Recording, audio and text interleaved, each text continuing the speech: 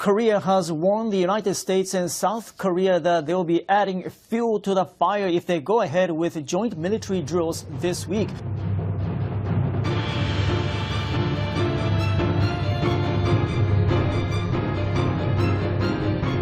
The exercises are scheduled to begin Monday.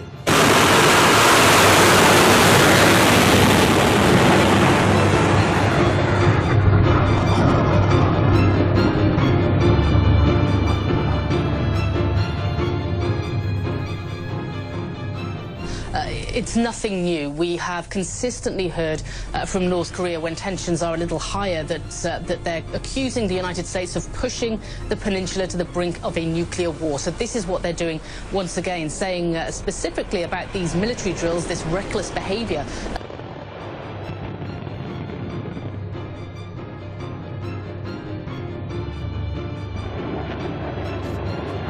The official newspaper of the Korean Workers' Party said it would be the most explicit expression of hostility against North Korea. It warned that the United States will only hasten its destruction if the country brandishes the nuclear stick. The newspaper warned that North Korea's army can target the United States any time, and neither Guam, Hawaii, nor the U.S. mainland will be able to dodge an attack. The exercises are scheduled to last for 11 days. When the U.S. and South Korea held joint drills last year, North Korea fired a ballistic missile from a submarine towards the Sea of Japan.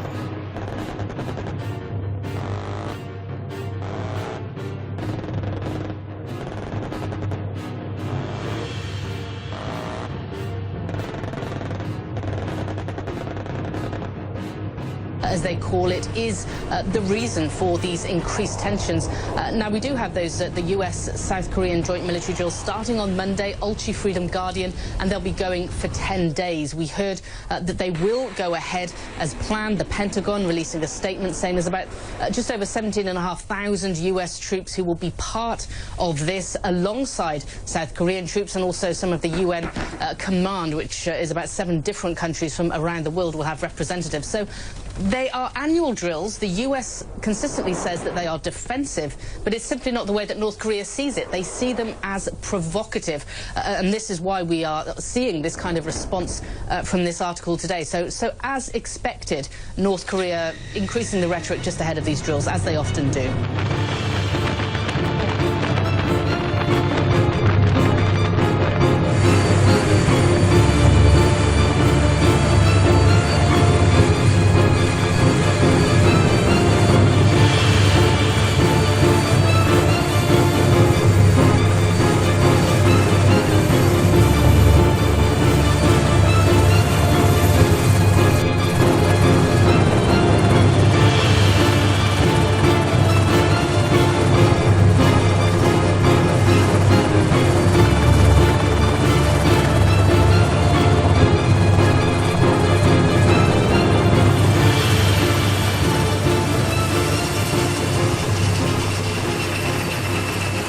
That's North Korea's classic shakedown racket, and we should expect more crises to come. But the difference is this is a different administration, and they're clearly being much more forceful. So what if they do follow through eventually and launch another missile towards Guam?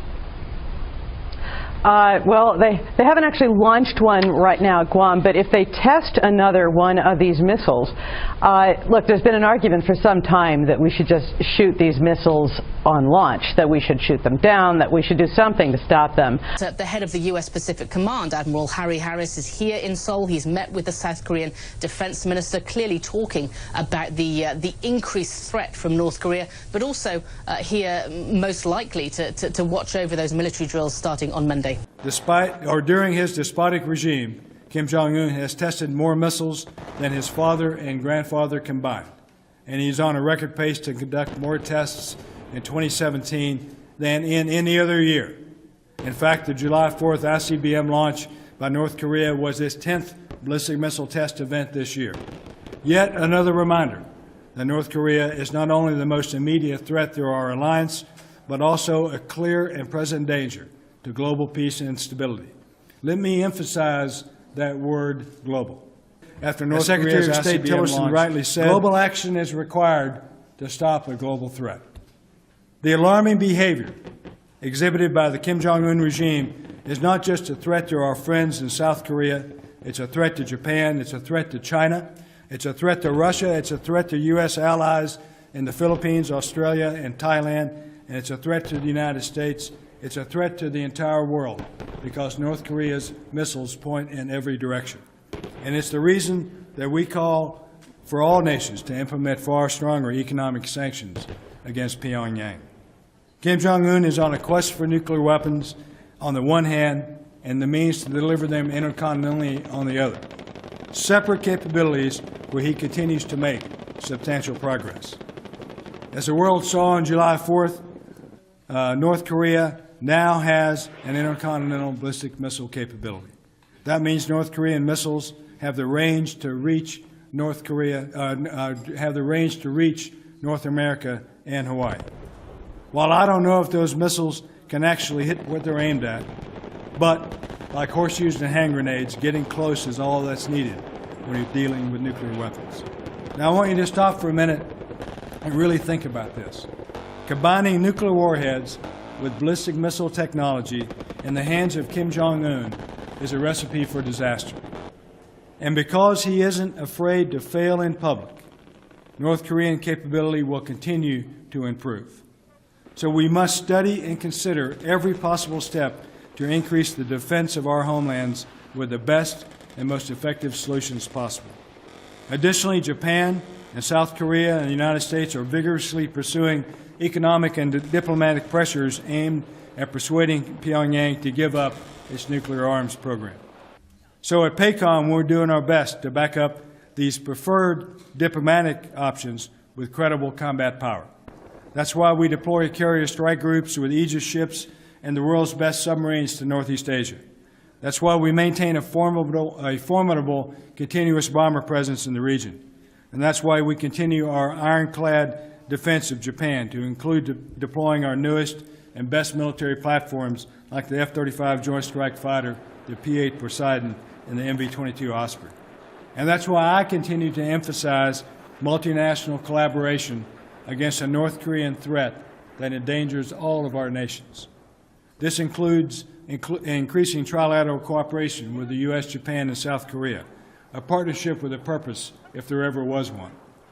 Our three countries share so much in common: democracy, free markets, a commitment to human rights, and we share common security threats. United, we're stronger, and I believe there is much that we can achieve with close cooperation. I also firmly believe that every nation who considers itself to be a responsible contributor to international security must work diplomatically and economically to bring Kim Jong-un to his senses and not to his knees. That said, my job as a military commander is to develop hard power options for the Secretary of Defense and our President. Many people have talked about military options being unimaginable regarding North Korea. Ladies and gentlemen, I must imagine the unimaginable so that we are always ready to fight tonight. I'll echo Chairman Dunford's recent comments in saying that what is unimaginable is North Korean nuclear-tipped missiles delivered in Denver or in Juneau or in Honolulu or in Seoul or in Tokyo. So I'll continue to provide military options to President Trump and Secretary Mattis while doing everything possible to emphasize our desire for peaceful denuclearization on the Korean Peninsula. That includes calling on China to do more to exert its considerable economic influence to stop Pyongyang's unprecedented weapons testing. North Korea has only one ally, and that's China, and vice versa. That means Beijing has exponentially more influence on Pyongyang than anyone else, which makes China the key to a peaceful outcome on the Korean Peninsula. But, ladies and gentlemen, China is not the key for all outcomes. So we continue to find common ground with China about the North Korean threat, even as we criticize China's aggressive behavior elsewhere. For example, some in the press reported this week about an unsafe air intercept by Chinese fighter jets on a U.S. Navy aircraft operating in international airspace. Now, while it's always difficult to ascertain true intent of Chinese pilots, the vast majority of air and sea interactions between the People's Liberation Army and the United States continues to be safe and professional, I want to emphasize that. Most of our interactions with the Chinese military continue to be peaceful, safe, and professional. That's because both of our nations have worked hard to develop military cooperation consultations in an attempt to avoid miscalculations. That said, I remain very concerned about Beijing's increasingly assertive actions that run counter to the international rules-based order. Some might find it odd for me to advocate cooperation with China on the one hand while criticizing Beijing on the other. But as I like to say, great powers can walk and chew gum at the same time. By that, I think we can praise Chinese efforts for help on issues like counter-piracy, even as we rightly hold them accountable for not doing enough to influence their North Korean allies.